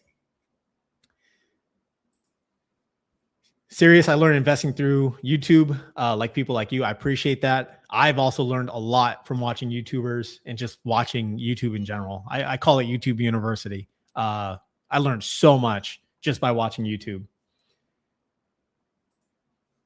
Watch All Fall says, SEC doesn't care. Trump will pardon him if he made enough money. That is 100% true. I appreciate you. All right. I appreciate you, Sergio. Coast Guard Cyber, an amazing group of people. I've never seen the group Coast Guard Cyber. I wanted to go Intel at one point, and I almost did. I almost made the switch to Intel for both the Coast Guard, and I was about to join switch over to the National Guard because I wanted to go the Intel route. But that didn't work out. I ended up making E5. So I was like, you know what? I'll just screw it. I'll just stay in. And then I did my tour. Really, really liked the lifestyle of overseas. Like, really fell in love with how simple life gets. So I was like, you know what? Why don't I just go work over there, right? That's when I learned about contracting and how much money they can make. But they work hard. I mean, you're working 12 hours a day, right? So that's where I learned about IT contracting. This one guy who's a VMware administrator, he was making upwards of like $250,000 a year, and he worked 8 hours a day. Like, it was ridiculous how much this dude was making.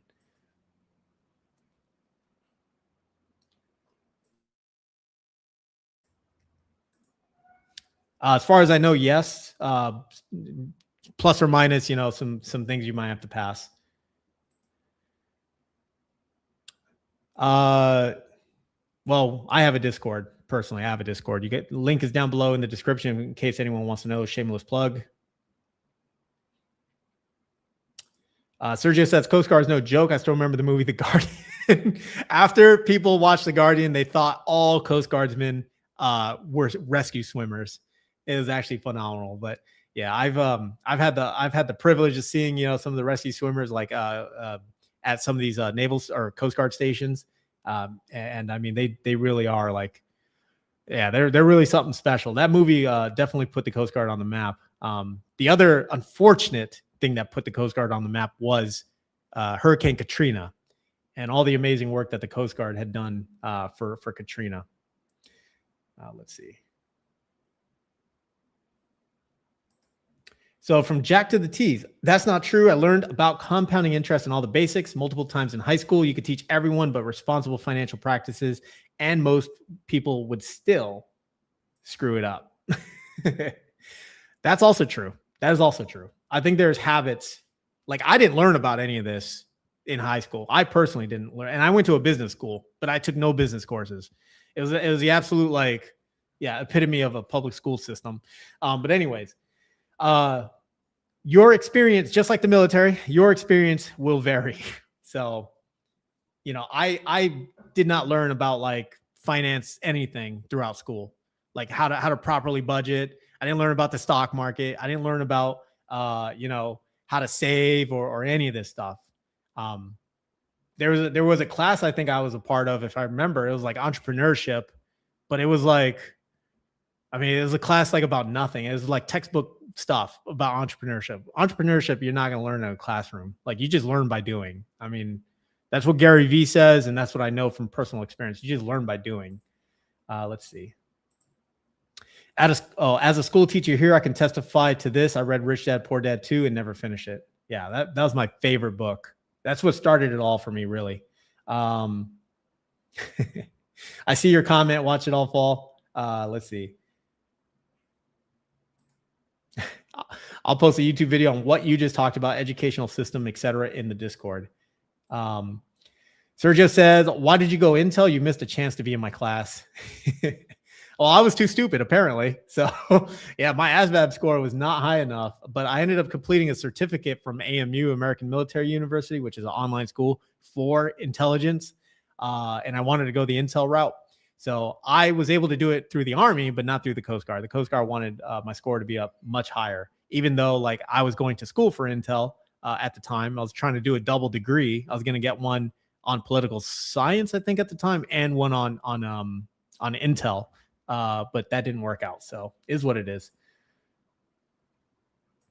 I think a lot of people learned about investing through during COVID because everyone was getting the stimmies. Everyone was getting that free money and dropping it into Robinhood and yellowing it, buying Bitcoin.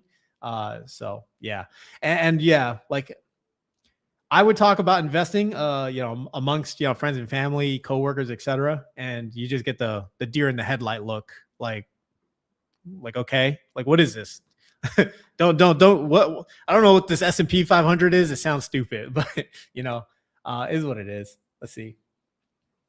Skeptic says, only thing I learned about, I'm guessing, or only thing I learned about saving and balancing a checkbook, but that's about it. The rest was on my own. Yeah, look, we don't even use checkbooks anymore.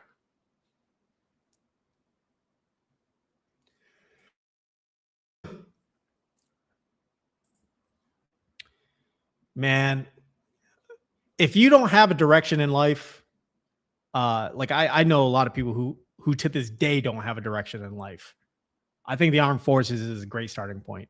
If you have no prospects, you have no idea what you want to do in life, you have no idea, like you can't go to college for one reason or another, you know, and you want to get job experience, you want to learn a craft, a trade or something, I think the military can be the right way, depending on what you do and depending on how you utilize your time. There's 19, 20-year-olds that I ran into in the Middle East, and they were trying to learn how to make money, like, and they were all about this investing thing, right? So I gave them a crash course in like, you know, the indexes and things like that, stocks, Robinhood, yada, yada, yada. But there's people who just, you know, ass around and they bullshit their entire time. You know, they get drunk, they get in trouble, they buy a Dodge Charger with like 30% interest rate. They blow all their money. You know, it again, your experience may vary, right? But some people go in there and they learn a craft. They become a mechanic, like an aerospace mechanic, aerospace engineer, right? They learn how to work on helicopters, planes, etc. People go into the IT field, right? You can learn a lot from the specialized schools that the military offers, right? But again, it's all up to the individual. Is the individual actually going to, you know, go after this, or are they going to go and bullshit around for, you know, a couple of years and then probably get kicked out? It's all on the individual. Howard Made says, all they teach you in school was to trade your time for labor for money. 100% agree. There's nothing about buying assets, earning interest, and making money while you sleep. Yep. Man, you guys are alive today. I love the comments. You guys are absolutely alive today. I could spend all day on this. Let's see. Let's check our futures real quick.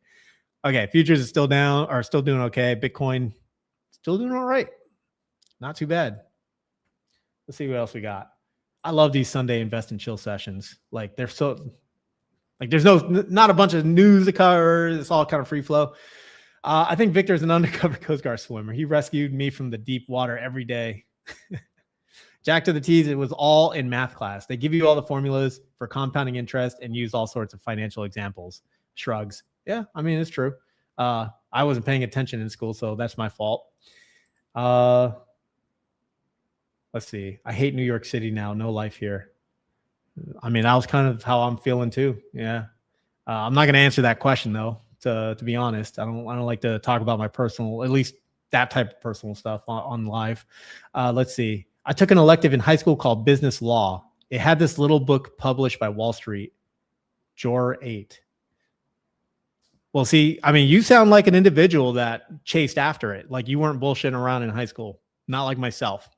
I was actually in the ROTC program. So I was more focused on that, like, you know, leadership, core values, all that stuff. And then obviously that kind of bled into me deciding to pursue, you know, the armed forces afterwards. But that's awesome that you chased after. See, my business school didn't have jack. It didn't do anything. Instead, we had people bringing shotguns to school and hiding them in their lockers and having the police, you know, search us. Yeah, it was pretty nasty at the school I went to. I'm actually surprised it's like nothing happened. Like, especially in these days, I couldn't imagine having a kid going to a public school. I'd be scared out of my mind. Let's see. From Alan saying, I never learned about interest or compounding in school either. However, I was always just doing the basic math classes. Yeah, that's me. Like I wasn't doing advanced anything. Like y equal mx plus b. I don't know the last time I used that. Like, I don't know the last time I used that, man, to be honest. Like geometry, man. Like, I don't know the last time I used that. I'm not a freaking statistician or a freaking physicist, you know. I did enjoy my physics class though. I really enjoyed my astronomy class. I will say that much. Glad you were a Coastie. Do you think MSTW will reverse split? I think so. If MSTR continues to fall. I think so if MSTR continues to fall. I don't think MSTR is going to continue falling from these levels. Some people are calling for $50 MSTR. If Bitcoin falls and breaks the power law and goes much lower, then yes, then MSTR will probably follow suit and end up in the $50 range. I personally don't think so. But, you know, I have been wrong before, and, you know, the models can be wrong. Then I read Rich Dad Poor Dad. It says, watch it all fall. See, I read Rich Dad Poor Dad, and then it completely changed like my entire life after that. So I know like I didn't even know Robert Kiyosaki had a podcast until like 2021, I think, or 2020. So I never heard him speak. I only read his books. And then when I started hearing him speak, I was like, man, this guy is off his rocker. Like this dude is like somewhat, he is not who I thought. You know what they say, like you should never meet your heroes. Like that, when I started to hear him talk, I was like, dude, this guy's off his rocker. But, you know, like I still think he does great work. You know, I still think he does great work despite being freaking really crazy at this point.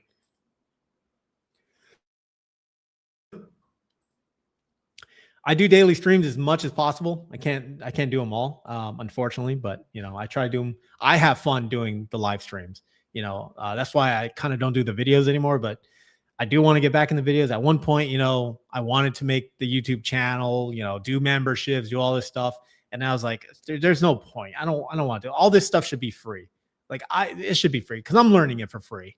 And, you know, if I'm learning things for free, the data's for free, why the hell should I try to do anything for money? So, you know, the value I get from doing it all for free is meeting everyone, you know, all the people chatting in this YouTube channel, right? I meet all of you guys. You guys have some great insights. You guys have different life experiences. You know, in the Discord, shameless plug again. But in most of the Discords I've been in, there's a lot of interesting people who have their own investing philosophies and theories. It's good, right? It's good. Even if someone might hate a stock that I'm in, it's always good to hear their perspective. And at least, you know, you as the investor, you can come do your own decision, your own conclusion. So I like that. I don't know. I like that. I'm not bashing anyone that has their own private community or paid for communities and nothing like that. I'm not bashing that. I mean, if you're going to trade your time, you know, to address individuals and, you know, coach other people, then, you know, I think you should be compensated for that. So, but I don't offer any of that. So that's why I don't do any compensation stuff. Jack to the T says, easiest is the Air Force. Go into the administrative fields. You'll be able to get stationed anywhere in the world. There we go. Yeah. And I've met some administrative people.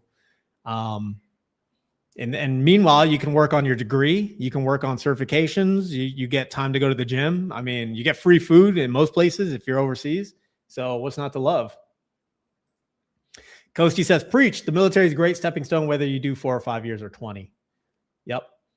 I like to say this publicly, but every time someone goes to a specialized school in the armed forces, usually a contractor is born because you can make a lot more money as a contractor. So at one point, you know, these young privates were asking me, hey man, like how much do you make? Like, how can I get, you know, into this field? I want to make some money. I hear you guys make 6 figures.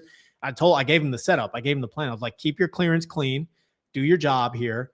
When you get out, right? Get your certifications while you're in.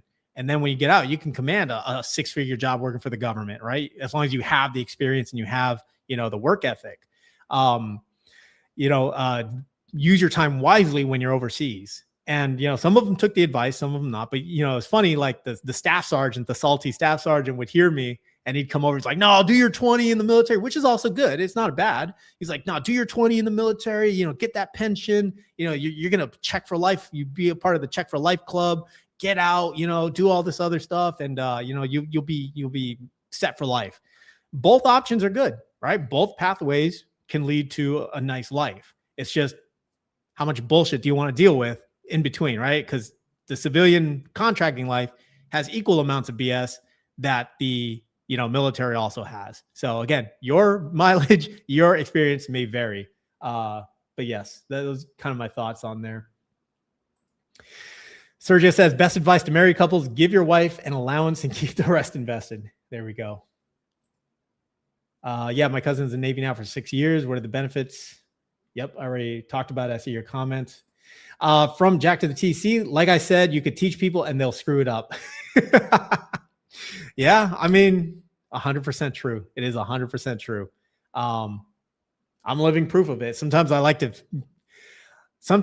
try things out myself and then get screwed over and then be like, okay, that didn't work out. Now I know why, you know, so-and-so said, don't do that, right? Sometimes you have to learn things the hard way.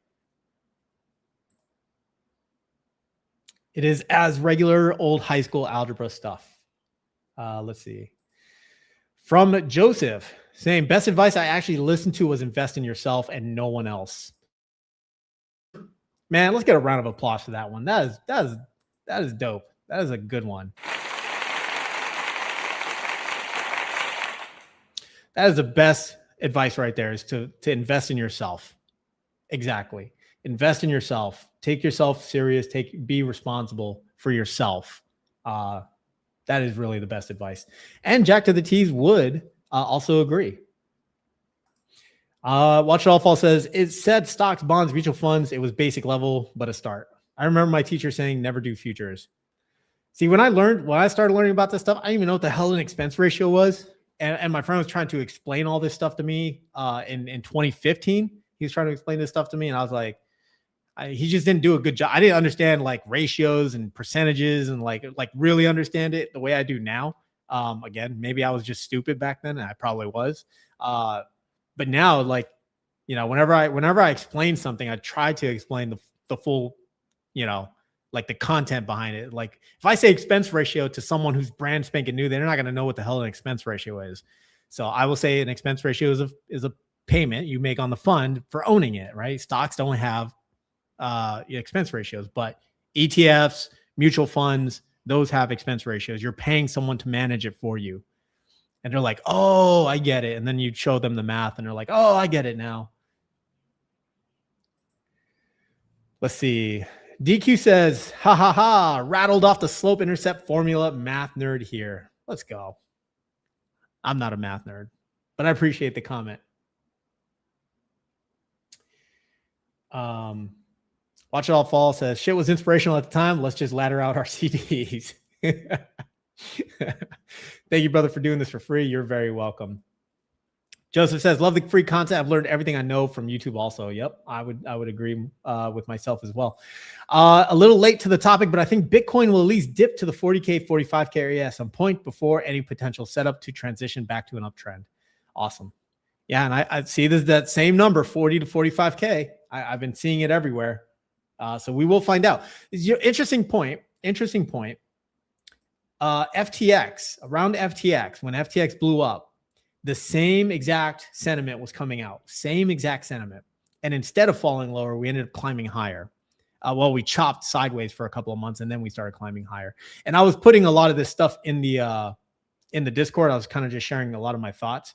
Let me see if I can pull it up right here. And this is not a knock on anybody. Okay. This is not a knock on your thought process or anything. It's just something I noticed, right? Because usually during these massive falls, people start throwing out all these crazy price targets, right? All these crazy things. We have videos. I put videos in the Discord from Gareth Soloway back then, right? Almost 2-3 years ago, saying that Bitcoin was going to fall to like 9,000. He was, giving his thoughts and he was putting up these charts and everything. Resistance here. It looks like a bear flag, blah, blah, blah. And Bitcoin did not fall, right? But if you look at the power law showed that the bottom at that time was, I think, like the 15,000 range or 14,000 range. So it never fell below that. But anyways, yeah. So after the Terra Luna collapse and FTX, there was price targets for 10 to 13,000. And then people were calling for it much lower, saying that it was going to reach the single digits, right? Single digit numbers, 7,000, 9,000. So, and I was looking for videos about that to just kind of gauge that interest or that sentiment. And honestly, it shapes up to be exactly like that, like the same exact sentiment, the same exact kind of fear, doom, and gloom when Bitcoin has a sell-off. And we saw this in February. Same thing in February.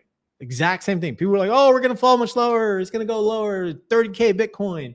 And then we kind of started our slow grind back to the top, and then we sold off. So I don't know. History doesn't repeat, but it rhymes, right? That's the old saying. Let's see. Just by Mo. Yep. Life problems can be solved just by Mo. Let's see what else we have. Man, you guys are alive. I can't keep up with all the comments today.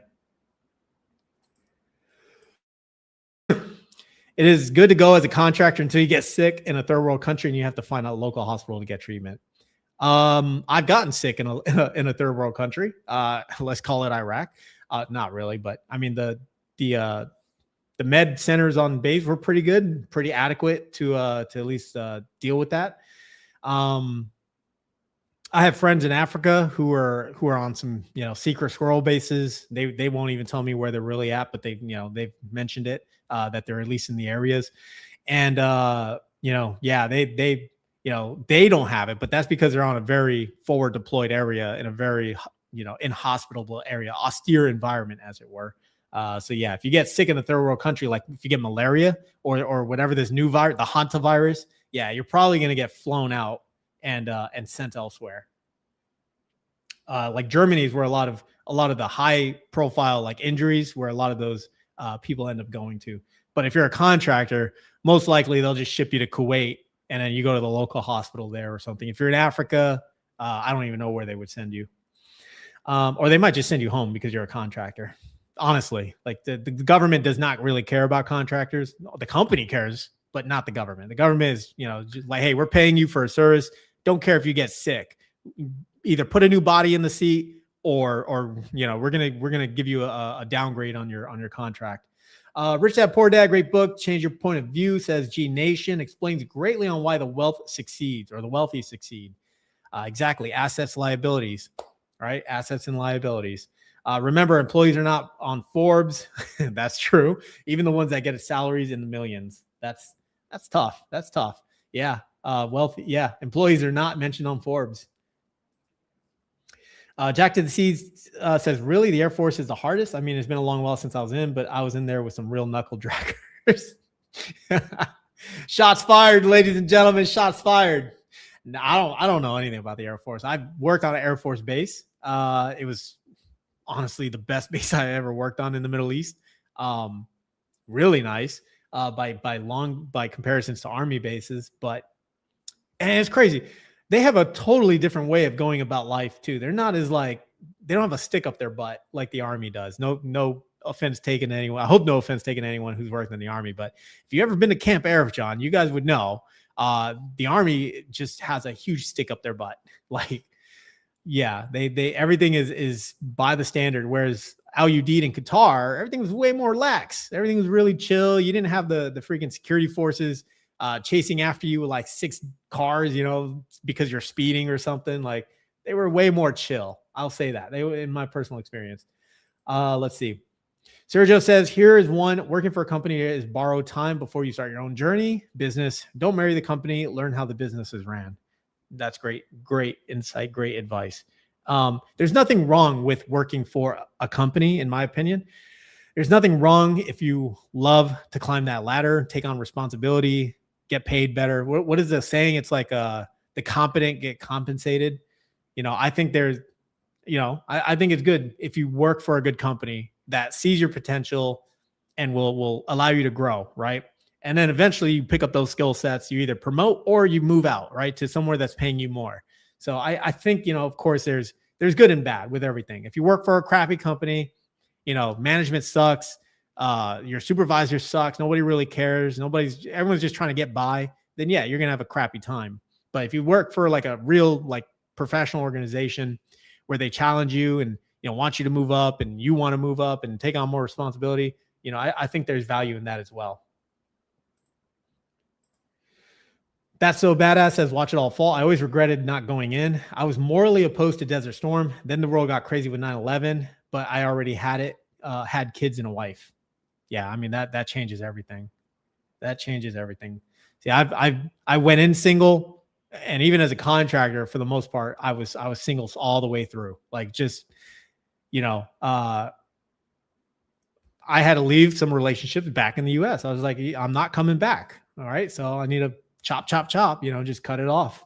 I was more focused on chasing the dollar and chasing my own professional development.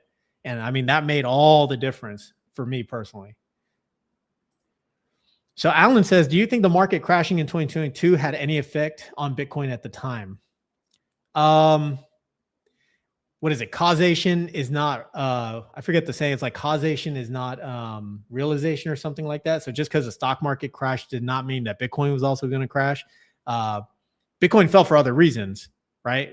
Maybe the stock market crashing and Bitcoin was just coincidence, because as we're seeing now, the stock market is ripping like crazy. Bitcoin's not doing anything. Bitcoin continues to go down, 4-year cycle, blah, blah, blah, right? Liquidity, all that stuff plays into it.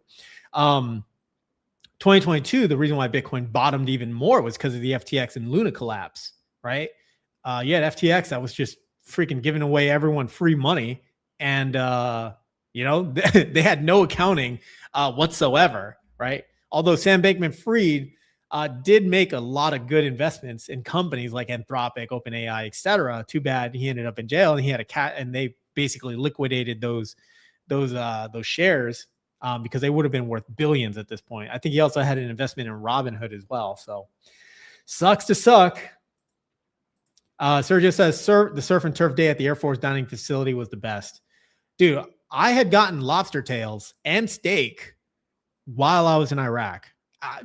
And crab legs, snow crab legs. Like I've eaten some like really damn good food in deployed areas.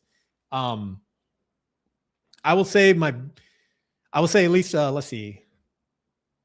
Yeah, the dining facilities in deployed areas are the best.